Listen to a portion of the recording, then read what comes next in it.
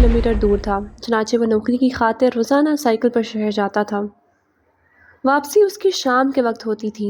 बाज़ मरतबा घर पहुंचते पहुंचते उसे रात भी हो जाती थी। उसका गांव पुख्ता सड़क से नीचे उतरकर 2 किलोमीटर के फासले पर वाक़ था।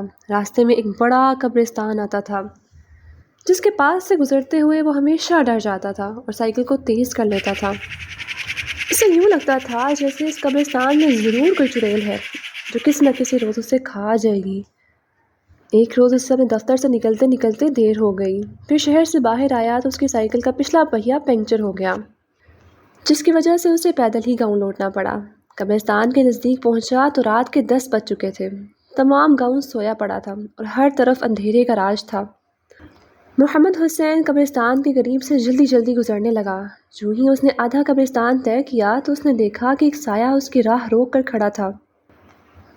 मोहम्मद हुसैन ने साये को देखा तो उसकी टांगों से जान निकल गई। उसके दिल ने धड़कना बंद कर दिया। उसने सोचा कि साया ज़रूर किसी चुड़ैल का है। ये ख्याल करके वो वापस भाग उठने को तैयार हो गया, मगर उसे जब ये महसूस हुआ कि उसकी टांगें उसका साथ नहीं दे रहीं तो वो बहुत ज़्यादा घबरा गया। वो साया ऐन कच्ची सड़क के दरमियान था। सड़क के एक जानिब कब्रिस्तान था और दूसरी तरफ गन्ने का खेत था। यूँ मोहम्मद हुसैन के बचकर निकल जाने के लिए कोई रास्ता बाकी नहीं था। वो इस अज़ियतनाक हालत में दिल ही दिल में रो रहा था कि उसने किसी औरत की आवाज़ सुनी। उसने उसका नाम लेकर कहा था, मोहम्मद हुसैन, आगे आओ, क्यों रुक गए हो? मैं तुम्हारा कब से इंतज़ार कर रही हूँ। मोहम्मद हुसैन ने औरत के मुंह से अपना नाम सुना तो दहशत के मारे उसका दिल ज़ोर ज़ोर से उसकी पसलियों के साथ टकरे मारने लगा। उसे लगा जैसे अभी उसका दिल फट जाएगा। वो आवाज़ उसने पहले कभी नहीं सुनी थी। यकीनन ये चुड़ैल की आवाज़ है। उसने दिल में सोचा और दिल ही दिल में उससे जान छुड़ाने की तरकीबें सोचने लगा। वो चीखो पुकार करके गांव वालों को इकट्ठा करना चाहता था, लेकिन जब उसने हल्क से आवाज़ निकालने की कोशिश की तो खौफ के बाइस उसके गले से आवाज़ ही ना निकली। लिहाजा वो एक ही जगह जमकर खड़ा हो गया। उस पर वो साया धीरे धीरे चलता आप ही उसके करीब आ गया। मोहम्मद हुसैन फटी फटी आंखों से साये को अपनी सिमत बढ़ता देख रहा था और कांपता जा रहा था। चंद सेकंड के अंदर वो साया उसके सामने आन खड़ा हुआ और बोला, मोहम्मद हुसैन, यहाँ क्यों खड़े हो गए हो? क्या इस तरह तुम मुझसे बच जाओगे? मैं तो आज तुम्हें मज़े ले ले कर खाऊंगी। इस गांव में तुम मुझे सबसे ज़्यादा लजीज लगते हो। मैंने तुम्हें बहुत पहले खा जाना था, मगर तुम उस वक्त यहाँ से गुजर जाते थे जिस वक्त मुझे कब्रिस्तान से बाहर निकलने की इजाज़त नहीं थी। मैं सिर्फ रात के 9 बजे से लेकर सुबह के 3 बजे तक कब्रिस्तान से बाहर निकल सकती। मोहम्मद हुसैन उस चुड़ैल की शक्ल देखकर थर थर कांपने लगा। उसके सर के बाल खुश्क और बिखरे हुए थे, दांत लंबे और गंदे थे, होंठ ठोड़ी तक लटके हुए थे, गर्दन सूख कर कांटा हो गई थी, आंखें चमगादड़ की आंखों जैसी छोटी छोटी थीं, बाहें पतली और लंबी, हाथों की उंगलियां पतली और लंबी और उनके नाखून छुरियों जैसे थे। लिबास के नाम पर उसने काले रंग का पैरों तक लंबा कुर्ता पहन रखा था। पैर उसके मुर्गी के पंजों जैसे थे और पीछे को मुड़े हुए थे, गर्ज ये कि वह सर से पांव तक मकरू थी। मोहम्मद हुसैन को जब अपनी जान बचती नजर आई तो उसने अपनी सारी ताकत जमा करके साइकिल उठाकर चुड़ैल के सर पर दे मारी और शोर मचाता गांव की तरफ भाग पड़ा। चुड़ैल खिलाफ तवक्को साइकिल लगने से नीचे गिर गई। जितनी देर में वो साइकिल हटाकर दोबारा उठी और अंधाधुंध मोहम्मद हुसैन के ताक़ुब में भागी, मोहम्मद हुसैन उससे काफ़ी दूर चला गया था। वो गोली की मानिंद भाग रहा था। जान बचाने की खातिर उसमें यकदम बेहद क़ुव्वत पैदा हो गई थी। ये अल्लाह ताला की तरफ से हुआ था। अल्लाह ने उसे चुड़ैल के हाथों बचाना था, इसलिए उसकी टांगों में ज़ेबरों जैसी ताकत आ गई थी। अगर उसकी मौत का वक्त आ गया होता तो उसने अपनी जगह से एक कदम नहीं हिल पाना था। चुड़ैल भी आंधी की मानिंद भाग रही थी। अपने शिकार को हाथ से निकलता देखकर वो बहुत गुस्से में थी और मुंह से खौफनाक आवाज़ें निकाल रही थी। उसने चंद ही लम्हों के अंदर मोहम्मद हुसैन को दोबारा जा लिया और चाहती थी कि उसे पकड़कर खून पीने के लिए उसकी गर्दन में अपने लंबे लंबे दांत गाड़ दे। मोहम्मद हुसैन का शोर सुनकर गांव के कुत्ते उधर आ गए और चुड़ैल को देखकर जोर जोर से भौंकने लगे। फिर सारे के सारे कुत्ते दांत खटखटाकर चुड़ैल पर टूट पड़े। चुड़ैल को कुत्तों से जान बचानी मुश्किल हो गई। वो चीखें मारती उल्टे पांव कब्रिस्तान की जानिब भाग उठी। कुत्ते उसको काट खाने के लिए गुस्से से भरे हुए थे और मुसलसल उसका पीछा कर रहे थे। आखिर चुड़ैल कब्रिस्तान तक पहुंचने में कामयाब हो गई और कब्रिस्तान में घुसकर एक पुरानी टूटी कब्र के अंदर गायब हो गई। کتے اس قدر غصے میں تھے کہ وہ اس قبر کے اوپر کھڑے ہو کر کافی دیر تک بھونکتے رہے۔ ادھر محمد حسین ہامتا کامتا جو ہی گھر پہنچا تو غش کھا کر گر گیا۔ اس کا سارا جسم پسینے سے شرابور تھا اور اسے بہت تیز بخار تھا۔ اس کے بیوی بچے اس کی بری حالت دیکھ کر پریشان ہو گئے اور مسجد کے مولوی صاحب کو بلا لائے۔ مولوی صاحب بڑے نیک بزرگ تھے۔ انہوں نے محمد حسین کے پاس بیٹھ کر قرآن پاک پڑھا۔ ساتھ ہی ساتھ محمد حسین کے منہ پر پھونکے مارتے جا رہے تھے۔ کچھ دیر بعد محمد حسین کی حالت ٹھیک ہو گئی اور اس نے مولوی صاحب کو تمام واقعہ سنا دیا، جسے سن کر مولوی صاحب نے اسے تسلی دی کہ فکر نہ کرو، میں کل ہی اس چڑیل کا بندوبست کرتا ہوں۔ اگلے روز عین دوپہر کے وقت جب دھوپ اور گرمی کے باعث پرندے بھی درختوں کے پتوں میں چھپے ہوئے تھے، مولوی صاحب اکیلے ہی قبرستان چلے گئے اور کسی ایسی قبر کو ڈھونڈنے لگے جس پر انہیں شک ہوتا کہ چڑیل اس کے اندر رہتی ہے۔ گاؤں کا وہ قبرستان بے حد پرانا تھا۔ اس کی اکثر قبریں کچی تھیں اور ان میں گڑھے پڑ گئے تھے جن پر خشک پتوں والی جھاڑیاں اور گھاس اگی ہوئی، اس لیے مولوی صاحب کو سمجھ نہیں آ رہی تھی کہ چڑیل کس قبر میں رہتی ہے۔ وہ ہر قبر کو غور سے دیکھ رہے تھے اور مسلسل منہ ہی منہ میں کچھ پڑھ رہے تھے۔ ایک جگہ پہنچ کر انہیں ایک ایسی قبر دکھائی دی جس کی دیواریں بیٹھ گئی تھیں اور وہ گہرا گڑھا بن چکی تھی۔ اس کے اندر جھاڑیاں بھی بہت اگی ہوئی تھیں۔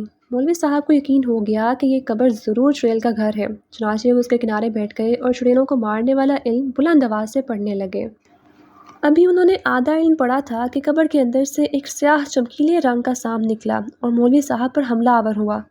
مولوی صاحب نے سمجھا وہ چڑیل ہے، اس لیے اپنا علم پڑھتے رہے، مگر وہ سچ مچ ناگ تھا، جس کی وجہ سے اس پر اس علم کا کوئی اثر نہ ہوا اور اس نے مولوی صاحب کے پاؤں پر ڈس لیا۔ مولوی صاحب سانپ کے ڈسنے پر درد سے چیخ پڑے اور چکر کھا کر قبر کے اندر منہ کے بل گر گئے۔ جو ہی مولوی صاحب قبر کے اندر گرے، چڑیل قبر کے کنارے پر نمودار ہوئی اور وحشیوں کی مانند کہے لگانے لگی۔ وہ ایسی خوشی سے اچھل رہی تھیں اور تالیاں بجا رہی تھیں جیسے اس کا کوئی بہت بڑا دشمن شکست کھا گیا ہو۔ اس نے مولوی صاحب کو بے بس دیکھ کر خوشی سے کہا، مولوی مجھے مارنے آئے تھے نا؟ اب بتاؤ کون مر رہا ہے؟ میں تو کسی اور قبر میں رہتی ہوں۔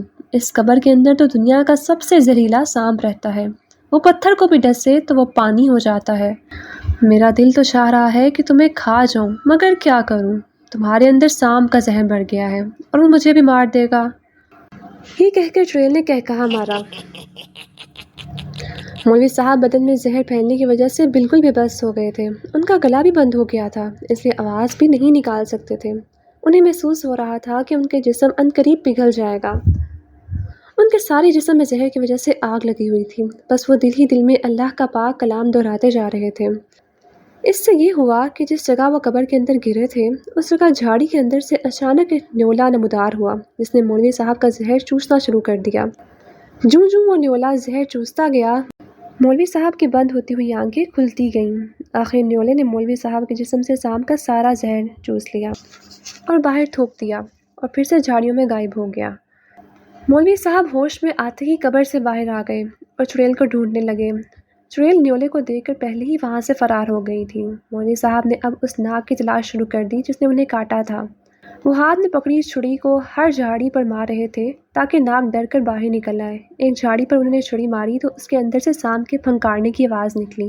مولوی صاحب سمجھ گئے کہ ناگ اسی جھاڑی کے اندر ہے، چنانچہ انہوں نے جھاڑی پر پھر زور سے چھڑی ماری۔ تبھی ناگ غصہ کھا کر جھاڑی سے نکل آیا اور مولوی صاحب کی طرف تیزی سے بڑھا۔ اسی لمحے چڑیل بھی مولوی صاحب کے پیچھے پہنچ گئی اور ان کی گردن پر ناخن چبھونے لگی۔ مولوی صاحب کو بھی پتہ چل گیا کہ ان کے پیچھے چڑیل آ کھڑی ہوئی ہے، چنانچہ وہ چھڑی کو اپنے چاروں طرف گھمانے لگے، ساتھ ہی ساتھ چڑیل کو بھگانے والا علم پڑھنے لگے۔ ان کے چھڑی گھمانے سے یہ ہوا کہ سانپ جو غصے سے انہیں کاٹ کھانے دوڑا تھا، اپنی جگہ پر ہی رک گیا۔ اسی لمحے وہی نیولا جس نے مولوی صاحب کا زہر چوسا تھا ادھر آ گیا اور آتے ہی ناگ پر ٹوٹ پڑا۔ ذرا ہی دیر میں ناگ اور نیولے کے درمیان خطرناک جنگ چھڑ گئی۔ کبھی نیولا سانپ کو دم سے پکڑ کر دور پھینک دیتا اور کبھی سانپ نیولے کو زور سے دم مار کر قلع بازیاں کھانے پر مجبور کر دیتا۔ مولوی صاحب اس دوران میں چھڑی گھما گھما کر چڑیل کو اپنے سے دور رکھ رہے تھے۔ چڑیل کی عجیب حالت تھی، وہ مولوی صاحب کے علم اور چھڑی کے باعث انہیں کئی نقصان پہنچا نہیں پا رہی تھی۔ دوسری طرف نیولے کے ہاتھوں سانپ کی درگت بندے دیکھ کر بھی اس کا رنگ اڑ رہا تھا۔ آخر کچھ دیر کی لڑائی کے بعد نیولے نے ناگ کو اپنے نوکیلے دانت مار مار کر زخمی کر دیا۔ سانپ پہلے نڈھال ہوا، پھر 2-3 بار تڑپ کر مر گیا۔ اس کے ساتھ ہی نیولا جدھر سے آیا تھا ادھر کو چلا گیا اور وہاں صرف مولوی صاحب اور چڑیل رہ گئے۔ اب چڑیل بھی بھاگنے کا سوچنے لگی، لیکن مولوی صاحب کے علم کی وجہ سے اس کے لیے بھاگنا مشکل ہو گیا۔ اس نے جب محسوس کیا کہ وہ مصیبت میں پھنس گئی ہے تو مولوی صاحب کی منت سماجت کرنے لگی۔ مولوی صاحب مجھے معاف کر دیں، میں آئندہ کسی کو تنگ نہیں کروں گی، اس نے رو کر کہا۔ مولوی صاحب چڑیل کی مکاری کو جانتے تھے، اس لیے وہ ڈپٹ کر بولے، نابکار، اب میرے قبضے میں آئی ہو تو منتیں کرنے لگی ہو۔ اس وقت کس قدر خوشی سے کہکہے مار رہی تھی جب میں سام کے ڈسنے کے باعث قبر میں گرا ہوا تھا۔ بدبخت، میں تجھے زندہ نہیں چھوڑوں گا، تو اب تک کئی جانداروں کو کھا چکی ہے۔ ہمارے گاؤں میں 30 بکریاں، 2 بھینسیں، 25 بھیڑیں اور 14 گائیں کھا چکی ہے۔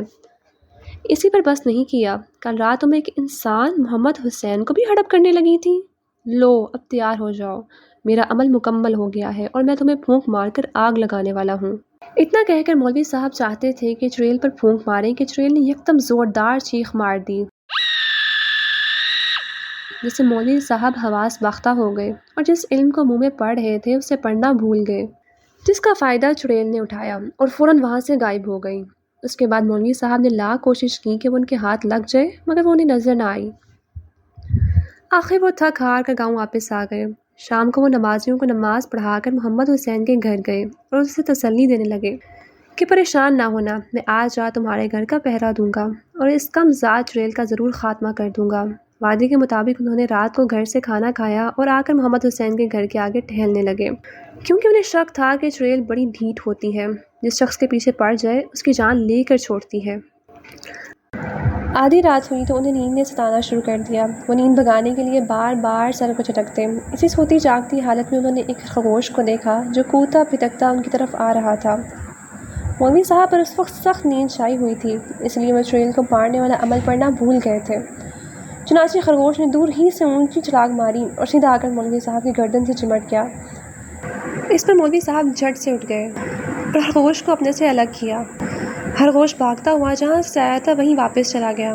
اتنے میں ایک چمگادڑ آ گئی۔ وہ چمگادڑ بہت بڑی تھی۔ مولوی صاحب کو لگا کہ یہ وہی چڑیل ہے۔ مولوی صاحب نے فوراً آیت الکرسی، سورہ فلق، سورہ ناس پڑھنا شروع کر دیا۔